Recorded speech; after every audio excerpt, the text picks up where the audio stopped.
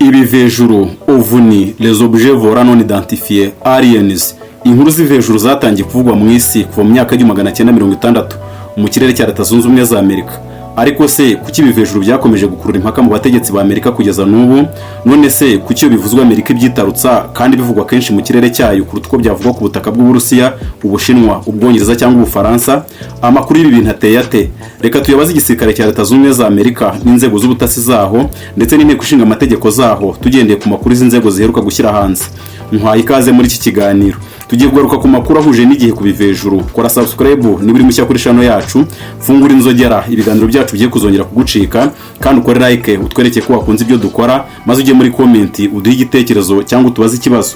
Ikaze mu kiganiro cyacu. Muri 2020 itegeko ryasabaga gukora iperereza ku byateye COVID-19 ryasinywe na Perezida Donald Trump ryarimo ingingo isaba inzego z'ubutasi bwa Amerika gutanga raporo ariko yibanga ku bigendajuru bidasobanutse bitarenze iminsi 180.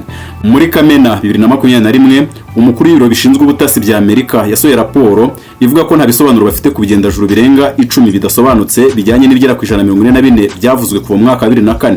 Perezida Donald Trump we yari yasabye ko iyo raporo izahabwa leta mu ibanga, ariko ayo niyo makuru yashyizwe hanze n'inzego z'ubutasi.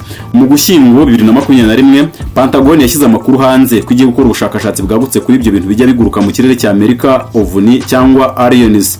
Wibuke ko hashize imyaka hafi 60 amakuru aheranye n'ibivejuru ovni atangiye gucicikana mu itangazamakuru ku isi, kandi iyo bivuzwe naho bivuzwe Leta Zunze Ubumwe za Amerika ni ihita ivugwamo ingingo yumvikanisha ko Amerika idashobora kujya kure y'aya makuru. Muri 2021 abayobozi b'ingabo za Amerika batangaje ko bagiye gushyiraho itsinda rishinzwe guperereza ku bintu bitazwi ibyo ari byo biguruka mu kirere cya Amerika. Iryo tsinda ryari kugenzura ibyo bintu kandi rikareba niba nta byago biteje kubirebana n'umutekano wa Amerika. Raporo ya gisirikare yari yitezwe cyane mu kwezi kwa gatandatu 2021 yananiwe gusobanura iby'ibi bintu biguruka birenga 100 byabonetse, kuko unanirwa kubisobanura yahise ivuga ko ari ikibazo gikomeye kirebana n'umutekano wa Leta Zunze Ubumwe za Amerika. Iri tsinda ryagomba gukora ubushakashatsi ku bivejuru kandi rigatanga raporo ryiswe Airborne Object Identification and Management Synchronization Group, ryari kuzareba rikamenya neza ibyo bintu bikoresha ikirere cya Amerika nk'uko byavuzwe na Catherine Hicks wungirije minisitiri w'ingabo mu butumwa yageneye abakuriye Pentagon. Inshingano z'iryo tsinda zirimo kwiga neza ibyabonywe n'ubutasi, kugabanya icyuho mu bushobozi bwo kubona ibyo bintu bitazwi neza no gutanga inama z'icyakorwa kandi mu buryo bwihuse. Ubusanzwe Minisiteri y'Ingabo za Amerika ivuga ko ifata raporo yose ku kintu cyo mu kirere ikizwi cyangwa ikitazwi ku buryo bukomeye cyane kandi ikora iperereza rikomeye kuri buri kimwe. Pentagon yavuze ko nta gihamya iboneka neza yemeza ko ibyo bivejuru byaturutse ku yindi mibumbe, ariko ntihakana ko bishobora kuba atari byo ku isi yacu. Ibisobanuro byinshi byatanzwe icyo gihe bivuga ko ibyo bivejuru ari ibikorwa by'ikoranabuhanga ryo mu kirere riteye imbere cyane ry'ibindi bihugu nk'Ubushinwa cyangwa Uburusiya, cyangwa ko byaba ari ibintu karemano bibera mu kirere nk'ibibuye by'urubura bishobora kubonwa na za radar. Ikintu kimwe cyonyine babonye bagasobanura badashidikanya icyo ari cyo, bavuze ko ari igipurizo balloon kinini. Kuwa kabiri tariki ya 17 Gicurasi 2022 bwa mbere mu myaka irenga 50 ishize nibwo inteko ishinga amategeko ya Amerika yumvise ubuhamya bw'abategetsi bashinzwe ubutasi bwa gisirikare ku bigendajuru bidasobanutse byabonetse mu kirere bizwi nka objet volant non identifié, ovni cyangwa aliens. Ibisubizo batanze mu nteko ishinga amategeko byumvikanyemo ukwifata no kudagusha ku ngingo ku bijyanye n'ibi bigendajuru. Ingingo yemeje abanyamerika ko amakuru y'ibigendajuru bivugwa mu kirere cya Amerika ko ari amabanga yihariwe n'inzego z'ubutasi bwa gisirikare muri Amerika. Abo bagore n'abagabo mu nzego z'ubutasi bw'igisirikare cya Amerika bavuze ko amaherezo byinshi muri ibyo bigendajuru bizasobanuka uko iminsi izagenda yicuma, ariko banavuga ko hari bitazigera bisobanuka. Baravuga ko hari bitazasobanuka, ariko igitangaje igisirikare cya Amerika cyavuze ko bimwe mu bivejuru byabonetse bigafatwa amashusho n'igisirikare, harimo 11 byahusha indege za gisirikare za Amerika nkaho byari igitero cya gisirikare. Amerika yaba yikanga igitero cyagabwa n'ibyo bivejuru. Amerika yabizaho bikura imbaraga zituma bibasha kuguruka. Biza biturutse he kandi kuki bigaragara mu kirere cya Amerika kuruta uko byaboneka ku yindi migabane? Ese ibisubizo by'ibi bibazo ni amabanga bitswe na Amerika gusa cyangwa koko nabo bafite amakuru make? Usibye kwisobanura ku rwego rushinzwe ubutasi imbere y'inteko ishinga amategeko ya Leta Zunze Ubumwe za Amerika, banasabwe gutanga ibisobanuro imbere ya komite yo kurwanya iterabwoba no guhangana n'ubutasi bw'amahanga kuri Amerika.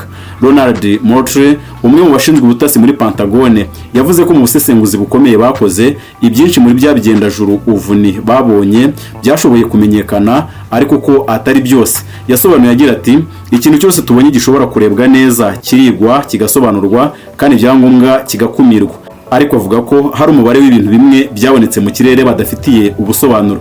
Kimwe mu bivejuru cyaburiwe ibisobanuro ni icyabonetse muri 2004 ubwo abatwara indege z'intambara bari mu bwato butwara indege mu nyanja ya Pasifika bahuye n'ikigendajuru cyasaga n'ikimanutse kiva mu birometero ibihumbi mu kirere mbere yo guhagarara mu kirere aho bakitegerezaga neza.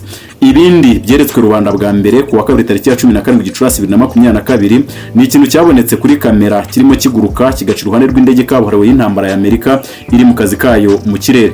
Iki nacyo kugeza ubu ntikirasobanurwa. Scott Bray wungirije umukuru w'ubutasi bw'ingabo zirwanira mu mazi wari kumwe na Moultrie mu ijambo rye nawe yemeje ko hari ibintu bijya bigaragara mu kirere cya Amerika ariko bitarabonerwa ibisobanuro. Scott Bray wungirije umukuru w'ubutasi muri Amerika ahakana ibivugwa ko ovni aliens zaba ari ibisabantu biba mu isanzure, avuga ko nta kinyabuzima cyangwa ikindi kintu kiraboneka kibivuyeho cyatuma bemeza ko mu isanzure hari ibindi binyabuzima, ndetse ahakana ko nta kugerageza kuvugisha cyangwa gutumanaho n'ibyo bigendajuru kurabaho. Abagize inteko ishinga amategeko igihe barimo kumva ibisobanuro byatanzwe n'abayobozi b'urwego rw'ubutasi muri Amerika bavuze ko ibigendajuru kuba bidasobanutse byongera impungenge ku mutekano wa Amerika. Rick Crawford wa leta ya Kansas yavuze ko kunanirwa kumenya no gusobanura ibintu biteye inkeke kandi kuri we bingana no gutsindwa ku rwego rw'ubutasi bw'igihugu cy'igihangange. Kuri biriya bigendajuru uburyo bigurukamo kuba bitarabasha gusobanurwa, Bray umwe mu bayobozi b'inzego z'ubutasi za Amerika yavuze ko Amerika itazi ikoranabuhanga iryo ari ryo ryose ryaba rimeze nk'iryo. Nyuma y'uko inteko ishinga amategeko ya Amerika isabye urwego rukuru rw'ubutasi gutanga ibisobanuro mu ruhame, inteko ishinga amategeko yafunze imiryango yayo kugira ngo habe ikindi kiganiro cy'amakuru y'ibanga kuri bivejuru ovni cyangwa aliens. Wibuke ko twatangiye tuvuga ko na Perezida Donald Trump yari yasabye ko raporo ku iperereza kuri iki kibazo izatangwa mu ibanga. Inteko ishinga amategeko nayo yagize ibyibariza mu ruhame ariko ku musozo yihereranya abayobozi b'urwego rw'ubutasi kugira ngo bagire ibisobanuro baha inteko ishinga amategeko mu ibanga. Ni gute byageze hano? Kuki uko imyaka yiyongera impaka n'ibihuha kurushaho biba Ni gute byageze hano? Kuki uko imyaka yiyongera impaka n'ibihuha birushaho kuba byinshi ku isi iyo aliens cyangwa ibivejuru bivuzwe? Kuki Amerika nayo ihita ivugwa? Amatsiko y'abantu ku bintu bitazwi ndetse biguruka mu kirere ovni cyangwa aliens n'ibijyanye nabyo amaze imyaka myinshi. Gutanga ibisobanuro mu ruhame ku by'ubutasi bwagezeho kuri ibi bintu byaherukaga mu mwaka wa 1966 ubwo umudepite w'umurepublikane waje kuba Perezida Gerald Ford yakoraga ikiganiro kuri aliens nyuma yabonetse muri Michigan, bikemezwa n'abantu barenga 40 barimo abarenga 10 bakoraga mu gipolisi. Ingabo zirwanira mu kirere za Amerika zasobanuye ko icyo zabonye cyari gaze yo mu gishanga, maze bituma Ford avuga ko ibyo bavuze birimo gusuzugura. Mu mwaka wa 1969 iperereza kuri aliens ryakozwe n'ingabo zirwanira mu kirere muri Amerika ryiswe Project Blue Book ryarafunzwe nyuma yo kwanzura ko nta kintu kiguruka cyemejwe cyangwa kibonwa nk'icyago ku mutekano wa Amerika. Twihuse vuba tukagira muri 2017 ibinyamakuru muri Amerika byavuze ko Pentagon iri mu iperereza ry'ibanga mu buhamya bwa pilote ba gisirikare bavuze ko babonye ikintu kidasanzwe kiguruka mu kirere. Izo nkuru sarimo amashusho ya za ovni cyangwa aliens n'amakuru y'uburyo ziguruka mu buryo budasanzwe, harimo nko kuba zibasha guhagarara mu kirere kirimo umuyaga ukomeye no kongera kuzamuka vuba vuba zihuta cyane.